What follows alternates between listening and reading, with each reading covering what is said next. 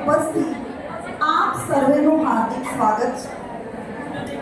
આજે એક મહાન તક છે અને આપણે સૌ ભેગા થયા એ આપણું લક છે. આવો તાળીઓના ગડગડાટથી આપણું આજનું વાતાવરણ ગુંજતું ગયું. ધન્યવાદ. શુભ કાર્યની શરૂઆત હંમેશા મંગલાચરણથી થાય. આવો આપણા શુભ કાર્યની શરૂઆત મંગલાચરણથી કરીએ. કારો તેઓ મંગલાચરણ કરશે.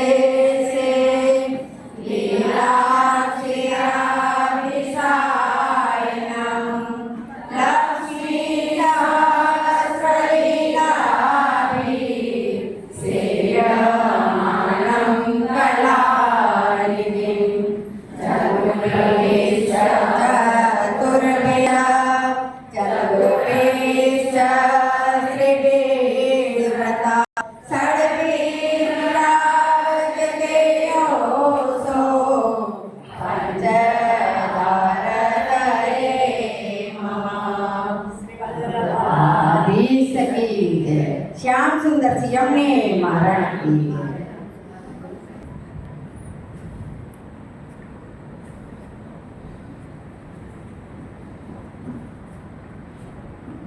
હજુ આવ્યા નથી તો ત્યાર પહેલા આપણે આજે બીજી ગેમ જે ચિઠ્ઠી આપી છે એ ગેમ આપણે સ્ટાર્ટ કરીએ છીએ. તો નમ્ર નિવેદન કરું છું.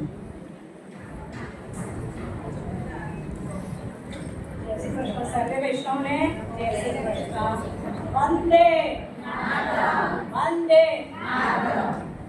સંખ્યાના લસણલાડ સમાજ મહિલા મંડળના હોદ્દેદારો, કારોબારી સભ્યો, સંસ્થાના વડીલો સભ્યો તથા મારા વાલા સભ્યો, આજ રોજ આપ સૌને આટલી મોટી સંખ્યામાં ઉપસ્થિત થયેલા જોઈ હું હર્ષની લાગણી અનુભવું છું અને સરે હાર્દિકને આવકાર આપું છું. આજે આપણે સામાન્ય સભા છે અને સામાન્ય સભામાં હર્ષની રમત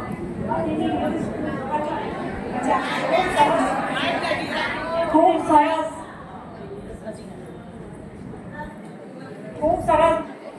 મજાનું ભોજન લઈશું. આપ સર્વે ગયા વર્ષમાં અને જે સહકાર મુખ્ય મહેમાન તરીકે ઉપસ્થિત છે એમનો પરિચય આપો.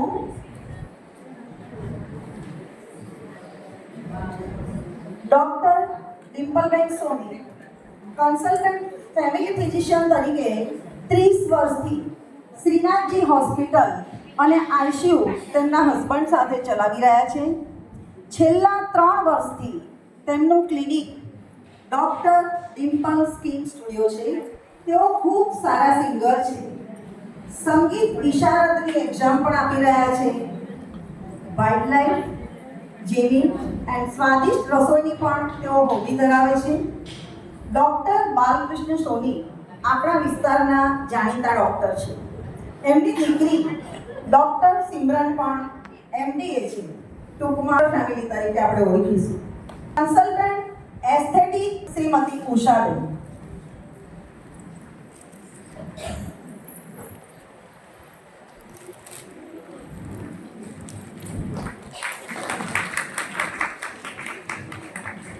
ધન્યવાદ.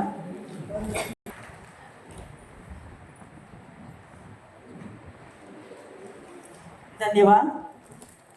શ્રીમતી પૂનમબેન કોર્પોરેટર, એમનું પણ સ્વાગત કરશે શ્રીમતી ગીતાબેન જી શાહ.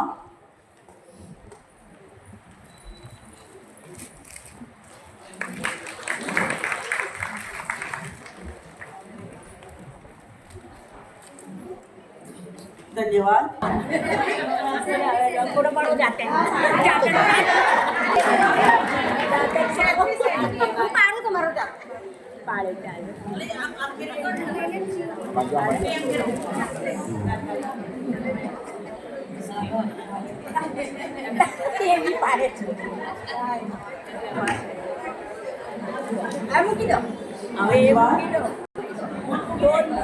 पाड़े वसुतं देवं कंसचारूणमर्दनं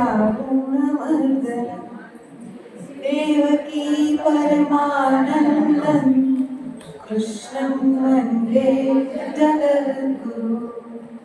મંચસ્થ ઉપસ્થિત સંખેડા દસલાડ મહિલા સમાજના અમારા વાલા ઉષાબેન શાહ એઝ એ પ્રમુખ, ઉપપ્રમુખ તરીકે કલ્પનાબેન પરીખ તથા અહીંયા આવેલા એમના કારોબારી સભ્યો અને મંત્રીમંડળ તથા તમે બધા સભ્યો બધાને હું હૃદયપૂર્વક તમારા હૃદયમાં વસેલા ઠાકોરજીને પ્રણામ કરું છું.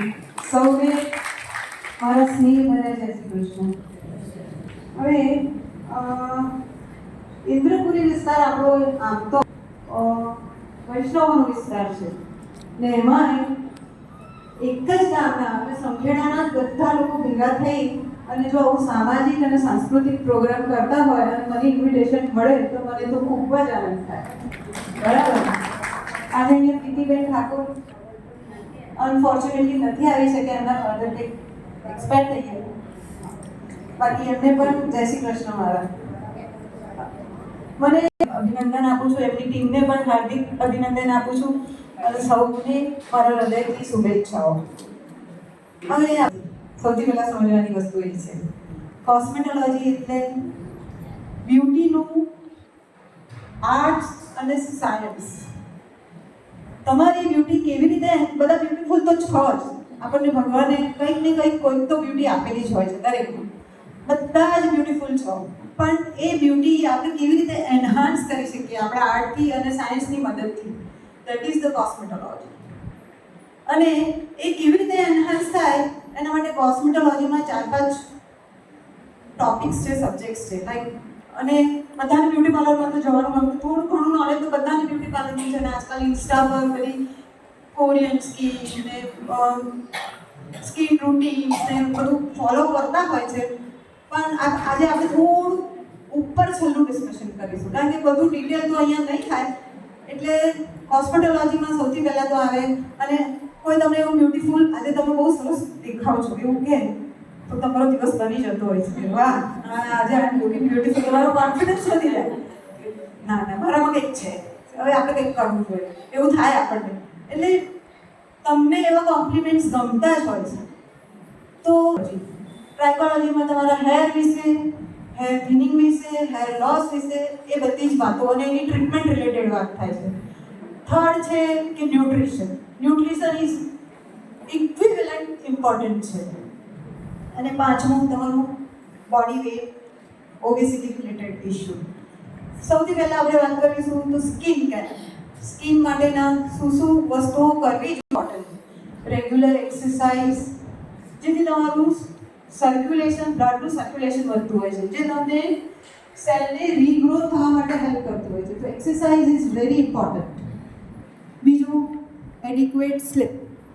જો તમે પ્રોપર સ્લીપ નહીં લો તો તમને આખો દિવસ ચીડચીડ જાય છે. એવી જ રીતે સ્કિનને પણ એવું થતું હોય છે. રેસ્ટ ના મળે તો સ્કિન આમ થાકેલી રહે એવું તમને ફીલ થયા કરશે. એક્સરસાઇઝ, રેગ્યુલર સ્લીપ, રેગ્યુલર અને યોગા, મેડિટેશન જે પણ કરતા હોય રોજે 1 કલાક પોતાના માટે દરેક સ્ત્રીએ ફાળવવી જોઈએ.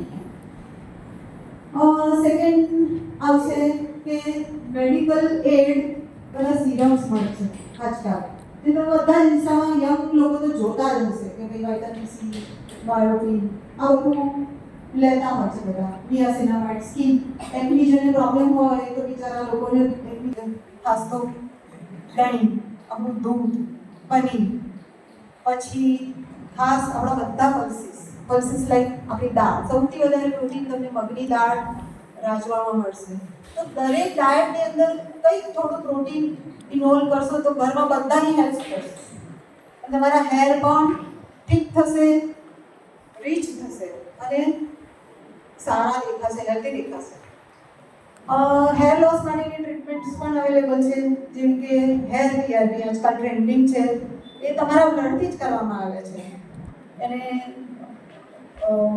સેન્ટ્રીફ્યુઝ કરી સિરમ બનાવવાનું જેમ ઉંમર વધે એમ સ્ટબલ ફેટ વધતી જાય છે જલ્દી જતી નથી અને તમે ઘણા લોકોની કમ્પ્લેન હોય છે એવી કે મેડમ હું આટલું બધું કરું છું મારું વેટ નથી રિડ્યુસ થતું રાધર એવરી યર 1 કિલો કુટાણ થઈ જાય છે તો એના માટે કંઈક હેલ્પ તો એના માટે પણ આજકાલ બધા નોન સર્જિકલ સર્જરીવાળા નહીં નોન સર્જિકલ પ્રોસિજર્સ અવેલેબલ છે એના માટે સેશન્સ કરવાના હોય છે એ પ્રોસિજરો લાઈક ફેટ ફ્રીઝિંગ એટલે કુલ્સ કરલિંગ કહે છે તમારા દ્વારા હોસ્પિટોલોજી એટલે બ્યુટીનું આર્ટ અને સાયન્સ વિશે માહિતગાર કર્યા મહિલાઓને સ્કિન કેર હેર વિશે બોડી વેઇટ ડાયટ એક્સરસાઇઝ પૂરતીનું ઘણું બધું કર્યું ટૂંકમાં અમારી એજ છુપાવવાનું રહસ્ય આપે આજે બતાવ્યું હવે અમે ફરીથી ચોક્કસ મળીશું ત્યારે તમારી જ સલાહથી કંઈક ચેન્જ જોઈ શકશો